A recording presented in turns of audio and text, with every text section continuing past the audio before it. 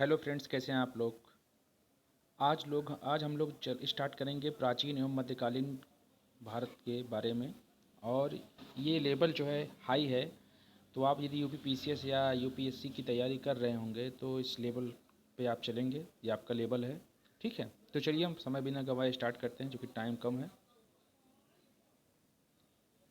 देखिए, प्राचीन इतिहास, ठीक है। तो प्राचीन इतिहास के बारे में, इतिहास क्या होता है, तो वर्तमान के प्रकाश में अतीत का अध्ययन। मतलब वर्तमान में जिस बातों को पर हम चर्चा कर रहे हैं, अतीत में क्या घटनाएं घटित हुई उसके बारे में अध्ययन करना ही इतिहास कहलाता है। बस इतना जान लीजिए, या आप इसका जान लीजिए कि जो बीत चुका है वही इतिहास है, परंतु उसका जो है एक लिखित साक्ष्य होना चाहिए, ठीक है। चलिए,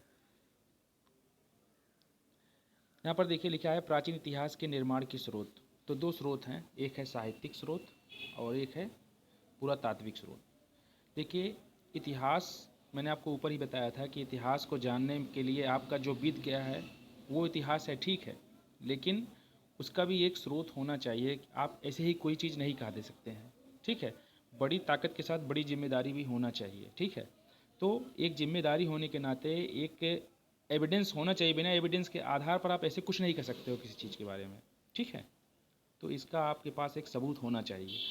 तो दो सबूत हैं, एक साहित्यिक स्रोत, एक पुरातात्विक स्रोत। आई होप ये क्लियर हुआ होगा।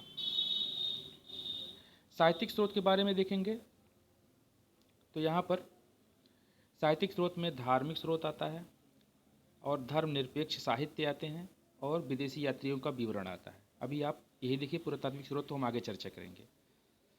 उसके बाद यहाँ पर देखिए, धार्मिक स्रोतों के साहित्य के अंतर्गत आता है ब्राह्मण साहित्य। इसमें वेद आते हैं, पुराण आते हैं और रामायण आते हैं, ठीक। बौद्ध साहित्य के अंतर्गत आते हैं त्रिपिटक, दीपवंश और महावंश। त्रिपिटक के बारे में आपको पता होगा कि सुत्त पिटक, अभिधम्म पिटक, ठीक है। ये सब चीज़ें हैं वहाँ पर। तो दीपवंश और महावंश बौद्धिज्म का जो साहित्य है उसमें भी ये बताया गया है कि ऐतिहासिक स्रोतों की जानकारी हमें मिलती है। तीसरा है जैनिज्म वाला। महावीर चरित्र और कल्पसूत्र के आधार पर जो है ये क्लियर किया जाता है कि प्राचीन इतिहास को हम किस हिसाब से देखेंगे, ऐतिहासिक पृष्ठभूमि को किस प्रकार से देखेंगे। जब जैनिज्म और बौद्धिज्म पर हम चर्चा करेंगे तो इसके बारे में व्यापक समझाने के तौर पर हम आपको बताएंगे कि ब्राह्मण धर्म के खिलाफ बौद्ध और जैन धर्म दो अलग समुदाय होकर के आए, और जो ब्राह्मण धर्म में कुरीतियाँ फैल गई थी उससे इतर समाज को अपने और सर्वधर्म समभाव की विचारधारा को लेकर के अपने में जोड़ने का विचार रखा था। तो चलिए देखेंगे वहाँ पर। उसके बाद ये धर्मनिरपेक्ष साहित्य कौन सा है, जो किसी धर्म की चर्चा नहीं करता है, तो वो है किसी व्यक्ति की तुष्टिकरण नहीं करता है, तो कौटिल्य है। कौटिल्य का अर्थशास्त्र और विशाख दत्त का मुद्रा राक्षस और कल्हड़ का राजतरंगिणी।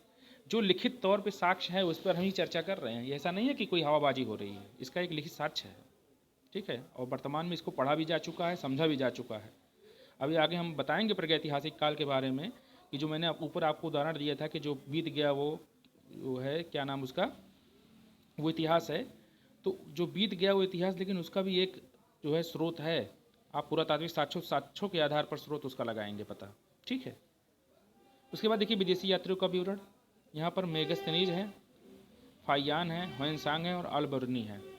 ये चार विदेशी यात्री मूलतः जो हैं इन्होंने चर्चा किया हुआ है, ठीक है। अब उसके बाद देखिए पुरातात्विक स्रोत। पुरातात्विक स्रोत क्या है उस पर हम देखते हैं।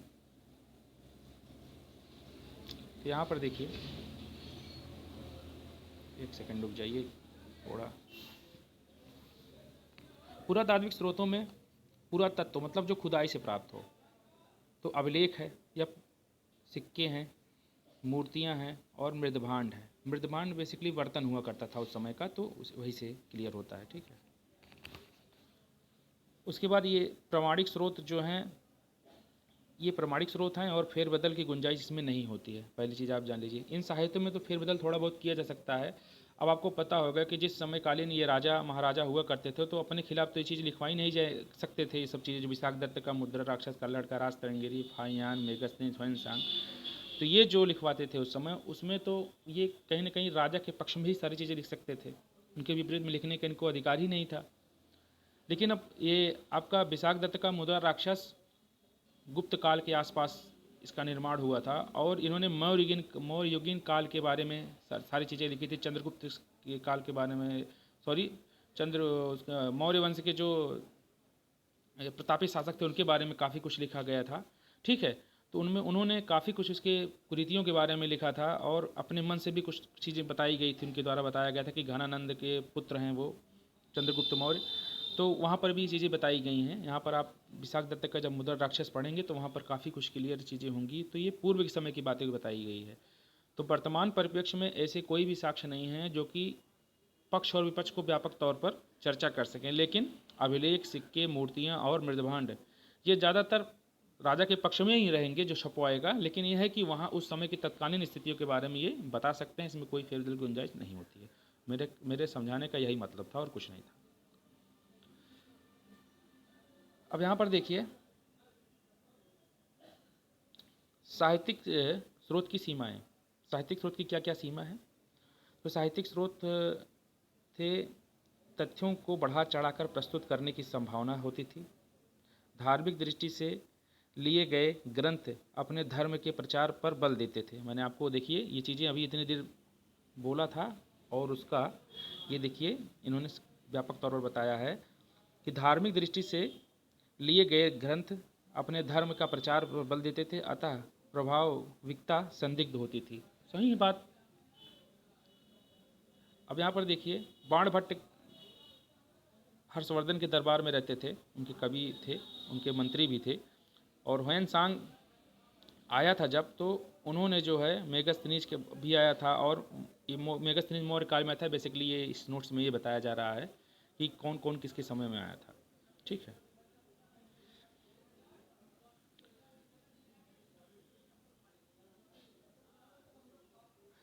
इसका बेसिकली कहने का मतलब ये था कि ये लोग जो है कुछ तथ्यों के साथ फेरबदल कर सकते थे, कहने का मतलब यही था। अब निष्कर्ष इसमें क्या लिखा गया है? निष्कर्ष यह है कि साहित्यिक एवं पुरातात्विक स्रोत इतिहास के पुनर्निर्माण के लिए उपयोगी होते हैं, किंतु पुरातात्विक स्रोतों की महत्ता ज़्यादा होती है। मैंने ऊपर ही बताया था, ये देखिए इन्होंने निष्कर्ष में ये चीज़ें बता दिया है। तो आई होप आपको एक बेहतर तरीके से अंडरस्टैंडिंग डेवलपमेंट हो गया होगा इस चीज़ों के बारे में। अब यहाँ से हम शुरू करते हैं प्राचीन इतिहास। इतना तो भूमिका थी भाई, इतिहास के बारे में आप जानोगे तो इतिहास जानने के स्रोतों के बारे में जानोगे। तो मैंने ऊपर स्रोत बताया था, अब थोड़ा मैं इतिहास के बारे में आगे बढ़ता हूँ। और ये देखिए इसमें दोनों सब मिक्सचर हैं, चाहे आपका जो ग्रंथ हो, खुदाई से प्राप्त साक्ष्य हो, पढ़ा गया हो ना पढ़ा गया हो, सारी चीज़ें इसमें है। बेसिकली प्राचीन इतिहास को 3 भागों में डिवाइड किया जाता है। पहला है प्रागैतिहासिक काल, इसे हम प्री हिस्ट्री कहते हैं। दूसरा है आद्य ऐतिहासिक काल, और तीसरा है ऐतिहासिक काल। प्रागैतिहासिक काल ऐसे काल को कहते हैं जहाँ पर कोई लिखित साक्ष्य नहीं प्राप्त होता है। ठीक है, कोई भाषा लिपि नहीं होती है। बेसिकली तौर पर यहाँ पर कहा यह जाता है कि खुदाई से प्राप्त साक्ष्यों के आधार पर जो है हम सारी चीज़ों की देखते हैं, उनकी गणना करते हैं। ठीक है, इसका कोई लिखित साक्ष्य नहीं होता है। आद्य ऐतिहासिक काल किसको कहते हैं? आद्य ऐतिहासिक काल उसको कहते हैं जिसमें लिखित साक्ष्य तो है, लेकिन हम उसको पढ़ नहीं सकते हैं। यहाँ पर खुदाई के सामान भी मिलते हैं, ठीक है, सारी चीज़ें मिलती हैं, अभिलेख भी मिलते हैं। भाई हम उसको नहीं पढ़ पाएंगे तो आद्य ऐतिहासिक काल में आ जाएगा। लेकिन ऐतिहासिक काल में इसकी एक लिपि भी होती है। ठीक है, सारी चीज़ें खोजी भी गई हैं और उसके बारे में पढ़ा भी गया है। जैसे कि आपको पता होगा कि 6वीं शताब्दी ईसा पूर्व में सारी चीज़ें आपको पढ़ी गई हैं, सबके बारे में जानकारी है आपको। आदि ऐतिहासिक काल आप उसको हड़प्पा सभ्यता कह दीजिए, ब्रुष्टुफोर्डन लिपि थी, उसके बारे में कोई पढ़ा ही नहीं था। ये कहने का मतलब है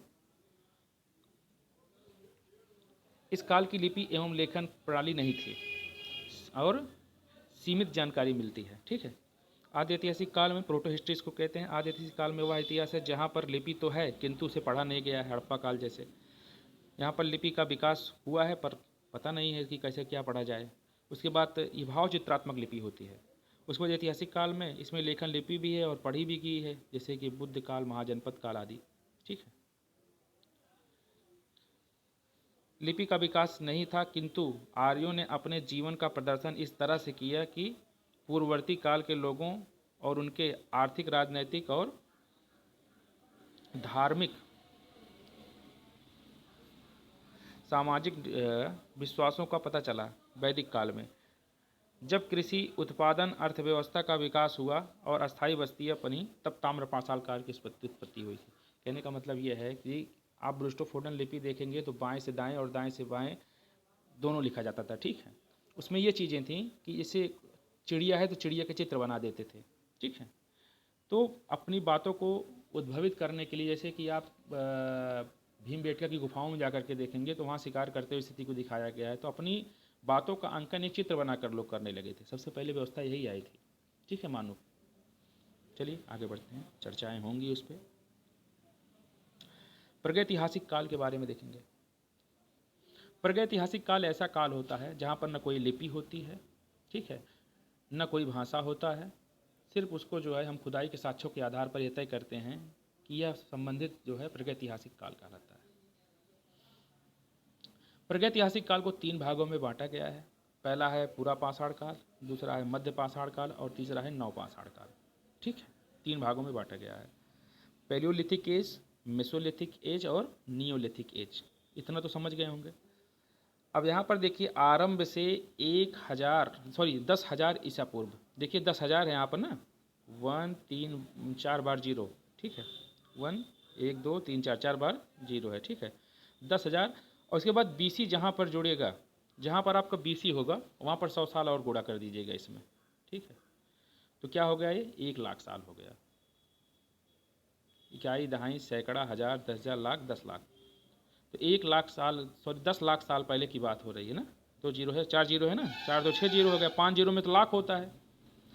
अगर आप ईसा पूर्व जोड़ेंगे तो 2 जीरो और बढ़ जाएगा। क्योंकि आपको ईसवी और ईसा पूर्व के बारे में बता देते हैं कि जब देखिए ये आपका टाइम लाइन है। टाइम लाइन पे देखिए यहाँ पे एक AD है, ठीक है, एडो डोमिनल इसको बोलते हैं। इससे आप पीछे जाएंगे, जैसे यहाँ पर इससे पीछे जाएंगे तो यहाँ से BC स्टार्ट होगा और इससे इधर जाएंगे तो AD स्टार्ट होगा। और ये जो समय होता है ईसा मसीह के समय से शुरू किया जाता है। ईसा मसीह का जब जन्म हुआ था तो उन्हीं के जन्म से जो है ये BC यहाँ से स्टार्ट हुआ था और उन्हीं के जन्म के बाद से AD स्टार्ट हुआ था, ठीक है। तो यही आप मोटी मोटा जानते रहिए, बस BC और AD में यही अंतर होता है। मतलब मैं मोटी मोटा अंतर आपको बता दे रहा हूँ, बहुत ज़्यादा क्लियर करके ले चलूँगा। NCERT में फैक्ट्स हैं, आप जा करके वहाँ पे देख सकते हैं।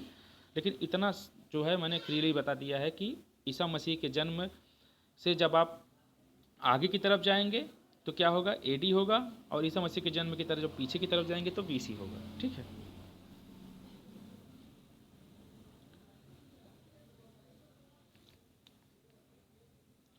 उसके बाद देखिए यहाँ पे पूरा पाषाण काल को भी 3 भागों में बांटा गया है। तो यहाँ पे 10,00,000 साल पहले की बात हो रही है।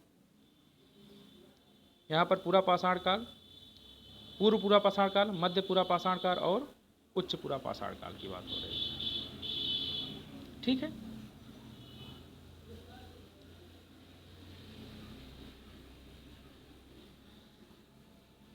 उसके बाद देखिए आधुनिक मानव का विकास, चित्रकला का विकास, ये सब कब हुआ था, उच्च पूरा पाषाण काल में हुआ, ठीक है। मानव शिकारी था, मानव पाषाण उपकरणों और हथियारों का प्रयोग का निर्माण करता था और क्रोड उपकरण की प्रधानता थी। बड़े पत्थरों को तोड़कर उपकरण बनाया जाता था, कहने का मतलब ये है, ठीक है।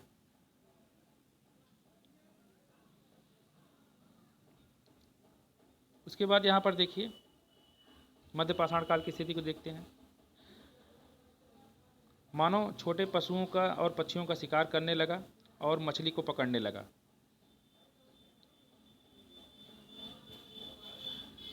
पाषाण उपकरण जो बड़े थे यहाँ पर छोटा हो गया था, एक सेकंड, पाषाण उपकरण जो बड़े थे वो छोटा हो गया था और पक्षपात्र तकनीकी का विकास हुआ, पशुपालन करने लगा था, ठीक है। और मानव सबसे पहले जो आपको बता दें थोड़ा सा इसमें देखिए, सबसे पहले मानव पशुपालन किया कुत्ते का, ठीक है। सबसे पहले मानव ने जो प्रयोग किया वो कुल्हाड़ी थी, हैंडेक्स थी, और सबसे पहले जो तत्व प्रयोग किया था उसको तांबा बोलते थे, ठीक।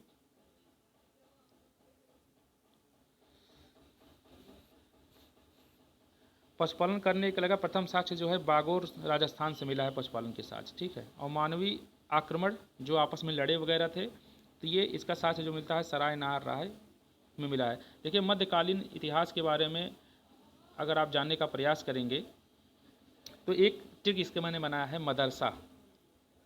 ठीक है, ये इलाहाबाद में है, प्रतापगढ़ में। तो माँ से होगा मादहा, दा से होगा दमदमा, और सा से होगा सराय नाहर राय। तो 3 जगह ऐसे हैं जो मध्यकालीन इस भारत के, सॉरी, मध्य पाषाणकालीन में भारत के बारे में आपको बताते हैं। ठीक है, 3 स्थान ऐसे हैं और प्रतापगढ़ में स्थित हैं। यहाँ पर एक लोहदा नाला भी है, आपको पता होगा, वहाँ पर भी इसके साक्ष्य मिले हुए हैं। तो आगे चर्चा होगी उसके बारे में, आपको टेंशन मत लीजिए। उसके बाद यहाँ पर देखिए, एक सेकंड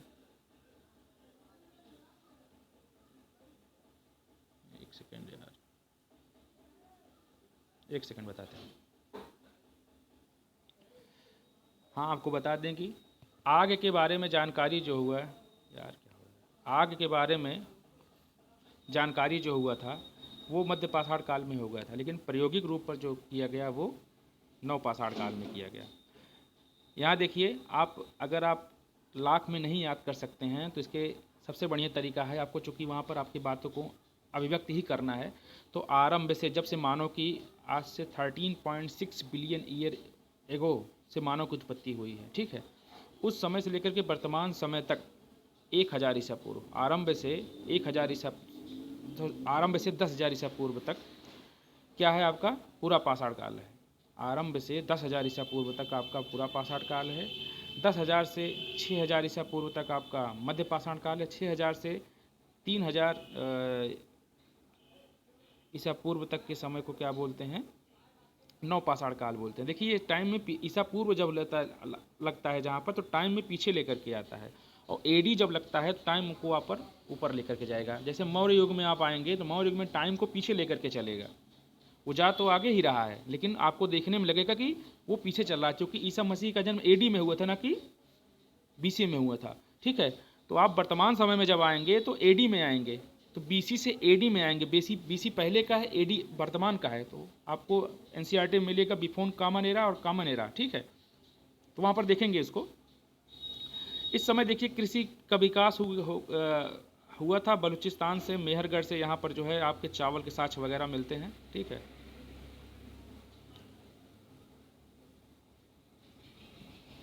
उसके बाद आगे बढ़िए।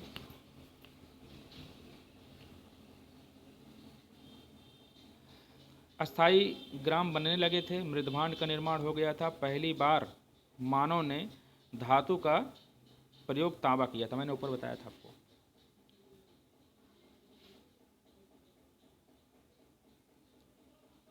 उसके बाद देखिए, मानव का विकास के बारे में थोड़ा देख लीजिए कि मानव का विकास किस प्रकार से हुआ।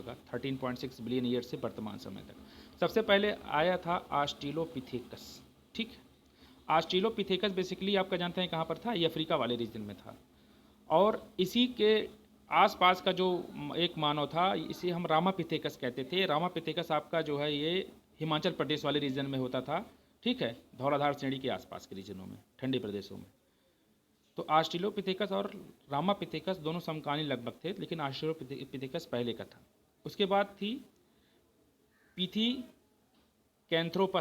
पिथीकैंथ्रोपस एक मानव आया। उसके बाद फिर नियंडरथल मानव आया, फिर क्रोमैग्नॉन मानव आया, फिर वर्तमान मानव होमो सेपियंस जो हमारा है। नियंडरथल मानव अक्षरबद्ध भाषा का विकास नियंडरथल मानव ने किया था। ठीक है, नव पाषाण काल। सबसे पहले टॉपिक हम नव पाषाण काल देखेंगे प्रागैतिहासिक समय में काल की। ठीक है, तो नव पाषाण काल में धातु पूर्व युग था ये, और धातु का युग था। ठीक है, नव पाषाण काल में धातु के पूर्व का युग, इससे पहले जो था पूरा पाषाण काल, मध्य पाषाण काल, ये धातु के पूर्व का समय था। नव पाषाण काल में धातु तांबा खोजा गया था, क्योंकि मैंने आपको बताया था कुत्ता ट्रिक, तो कुल्हाड़ी और तांबा, और सबसे पहला जानवर कुत्ता पाला गया था। ठीक,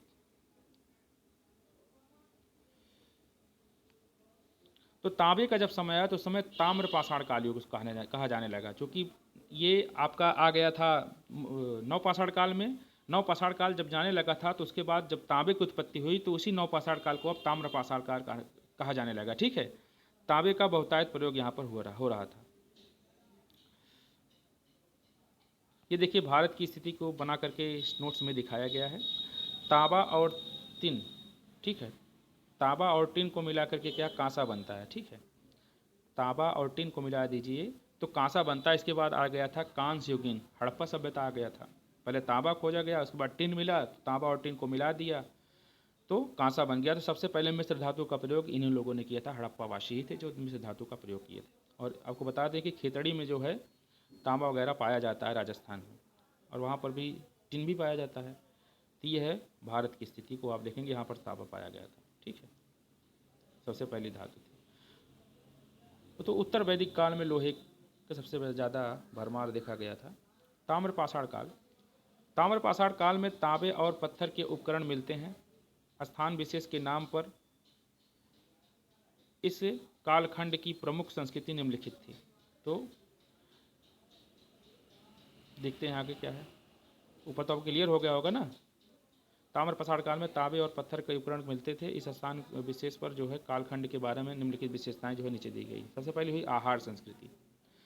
आहार संस्कृति बनास संस्कृति या बनास नदी के किनारे स्थित थी।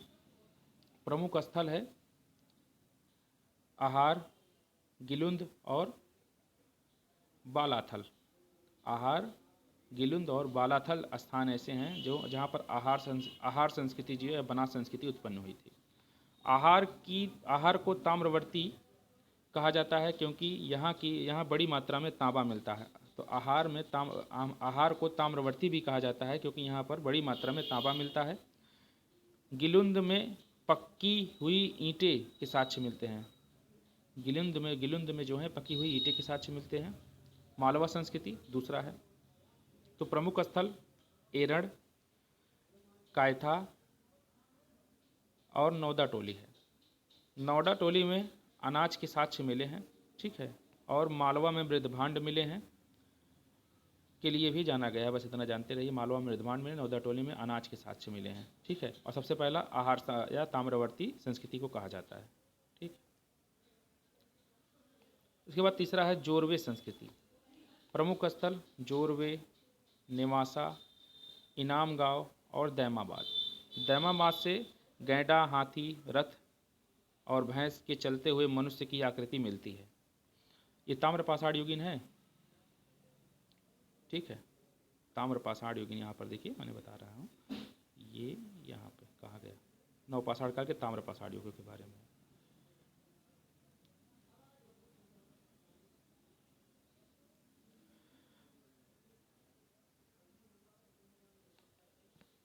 जोरवे की मुख्य विशेषता यह थी कि यह वयस्क व्यक्ति की मृत्यु के उपरांत उसका पांव काट कर दफनाया जाता था ताकि वह भूत प्रेत न बन सके, और उनके अंधविश्वास के प्रमाण मिलते हैं। अब वो अब भाई पांव काट देंगे जैसे तो अपने पैर से चल नहीं पाएगा, तो उसके लोगों को परेशान नहीं कर पाएगा। लेकिन बाद में ये कॉन्सेप्ट आ गया था कि भूत के हाथ पांव नहीं होते हैं। कुछ लोग तो यहाँ तक बताते हैं कि भूत के पांव पीछे होते थे। तो गांव में ऐसी संस्कृतियाँ और ऐसे मिथक बातें देखने को मिलती हैं। खैर, पैरानॉर्मल एक्टिविटी को हम नकार नहीं सकते हैं, लेकिन जिस रूप में हम उसको व्यक्त करते हैं ऐसा नहीं है। ठीक है, सभी ताम्रपाषाण कालीन संस्कृतियाँ कृषक ग्रामीण संस्कृति थी और यहाँ मातृ देवी की उपासना होती थी। धरती को माता माना जाता था, उर्वरता की देवी, और बस्तियों में व्यापक गतिविधियाँ चलती थी तथा लिपि लेखन प्रणाली का विकास यहाँ पर नहीं था। ठीक है, उसके बाद आ जाइए आप हड़प्पा सभ्यता। ठीक, क्योंकि आपको ऊपर की सारी चीज़ें देखिए ऊपर लेकर के चले आ रहे हैं। अब यहाँ पर उन्होंने ज़्यादा फैक्ट और फिगर इस नोट्स में नहीं दिया है। बेसिकली ये दृष्टि IAS का नोट्स है और इससे मैं आपको रीडिंग करवा रहा हूँ। इसमें फिगर एंड फैक्ट्स ज़्यादा नहीं दिए गए हैं। अभी आप छोटी मोटी किताबों में देखेंगे तो इससे ज़्यादा फैक्ट्स मिल जाएगा। यहाँ पर मूल उद्देश्य है कि आप इतिहास को किस हिसाब से समझें, क्योंकि इतिहास एक उत्तरोत्तर गतिविधि चल रही थी। एक ही घटनाएं कई तरीके से चल रही थी। यहाँ पर आपको सपोज दैट मैं आपको बताना चाहता हूँ, जैसे सपोज दैट ये भारत है। ठीक है, यदि यहाँ पर पूरा पाषाणकालीन स्थिति चलता था तो यहाँ कहीं पर जो है मध्य पाषाणकालीन स्थिति चलती थी और यहाँ की सभ्यताएं और भी विकसित हो सकती थी। जैसे वर्तमान में आप इसको काउंट करिए कि वर्तमान में हम लोग आधुनिक मानव के तौर पर जी रहे हैं, लेकिन सेंटिलीज आइलैंड पे आप अंडमान निकोबार में सेंटिलीज जनजाति हैं, वहाँ पर देखिए वो आदिमानव की तरह जीवन जी रहे हैं। तो कुछ इसी तरीके से था। हो सकता था कि भारत में कुछ ऐसी या विश्व में कुछ ऐसी सभ्यताएँ थीं जब भारत में पूरा पाषाण काल की स्थिति चलती थी, तो उस समय वहाँ पर आधुनिक मानव उत्पत्ति थे। हड़प्पा सभ्यता सबसे बड़ा उदाहरण है। तो मैं इतिहास को इस हिसाब से आपको दिखाना चाहता हूँ कि आप इस हिसाब से देखें। ठीक है, हड़प्पा सभ्यता।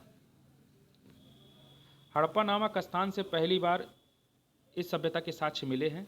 अंततः हड़प्पा सभ्यता इसी के नाम से हो गया था। इसमें सर्वप्रमुख विशेषता क्या थी?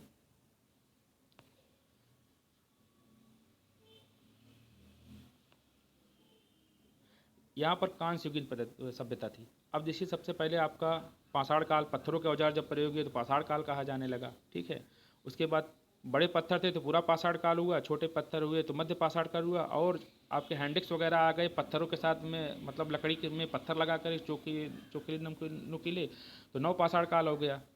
उसके बाद आपका वहाँ पे फिर आगे नव पाषाण काल में आपको तांबा पहले मिला, तो तांबा जब मिल गया तो ताम्र युगीन सभ्यताएँ आ गई, ताम्र पाषाणकालीन सभ्यता आई, क्योंकि तांबा और जो है पाषाण दोनों का प्रयोग किया जाने लगा। फिर टिन मिला। ठीक है, तो जब टिन मिला तो तांबा और टिन को मिला करके जो है कांस्य युगीन सभ्यताओं का निर्माण हुआ। हालांकि सबसे पहले मिस्र एलॉय का सबसे पहले प्रयोग हड़प्पा सभ्यता के लोगों को ही माना जाता है। ठीक है, उन्होंने कांसा बनाया था। तो कांसे का प्रयोग जब होने लगा तो उसे हम कांस्य युगीन सभ्यताएं कह लेंगे। उसके बाद आपका लोहे का खोज हो जाएगा तो लोह युगीन सभ्यताएं बोली जाने लगेंगी। तो ऐसे सभ्यताएं आगे बढ़ेंगी। ठीक है, जब जब धातु जो मिलेगा उसी के हिसाब से सभ्यताओं का विकास होता रहेगा। अब वर्तमान में आप देखिए ग्रेफीन वगैरह था, नए नए प्रकार के गाठ पार्टिकल वगैरह कण मिल रहे हैं, तो इस समय उसकी सभ्यता हो जाएगी। ठीक है, तो सर्वप्रथम विशेषता थी कांस्य युगीन सभ्यता थी। यहाँ पर नगरीकृत सभ्यता थी, और नगरों का बंटवारा जो था दो भागों में था, एक पश्चिमी भाग था और एक पूर्वी भाग था। लेकिन यहीं आपको बता दें कि एक धौलावीरा था। ठीक है, ये तीन भागों में बटा था, पश्चिम, पूर्व और मध्य। और आपको पता होगा कि धौलावीरा को यूनेस्को की मूर्त धरोहर सूची में 40वें नंबर का है स्थान दिया गया है। ठीक है, इस समय 42 जो है मूर्त सांस्कृतिक धरोहर स्थल यूनेस्को के हमारे यहाँ उपस्थित है। ये आपका जो टॉपिक होगा वहाँ पर वो आर्ट एंड कल्चर पे देखेंगे। क्योंकि हिस्ट्री को यदि मैं आपको डिवाइड करूँगा तो मैं आपको बताना चाहता हूँ कि देखिए, इतिहास को आप जब देखेंगे हिस्ट्री को, तो सबसे पहले आपका विश्व इतिहास होगा। विश्व इतिहास के बाद अब आ जाएंगे आपका एंशियंट, मेडुअल और मॉडर्न। उसके बाद आपका आर्ट एंड कल्चर आ जाएगा। उसके बाद आज़ादी के बाद भारत की स्थिति को, और वर्तमान स्थिति में आपका अंतर्राष्ट्रीय संबंध। ठीक है, तो सब इतिहास ही है, आप देखेंगे तो एक तरीके से दिखाई देगा। फिलहाल आगे बढ़ते हैं। पश्चिमी भाग में दुर्ग और किला बंद हुआ करता था। विशिष्ट लोगों का निवास स्थान पश्चिम में था। आज भी आप देखिए, सबसे ज़्यादा विकसित सभ्यताएं जो होंगी वो पश्चिमी तटों पर या पश्चिमी तरफ ही होंगी। पश्चिमी देश भी विकसित है।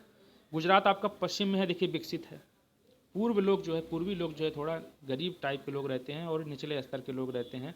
ठीक है, मेहनती तो होते हैं लेकिन ये दबे कुचले होते हैं। ठीक है, पूर्वी भाग के लोग। प्राचीर से बंद था, मतलब किला बंदी थी और प्राचीर जो है इसे बंद हुआ करता था। ठीक है, आपके कहने का मतलब यह है। और पूर्वी भाग इसे निचला भाग कहते थे, निचला शहर कहते थे, और सामान्य लोग यहाँ पर रहते थे। एकमात्र धौलावीरा तीन भागों में बटा था, दक्षिण विन्यास भाग। ठीक है,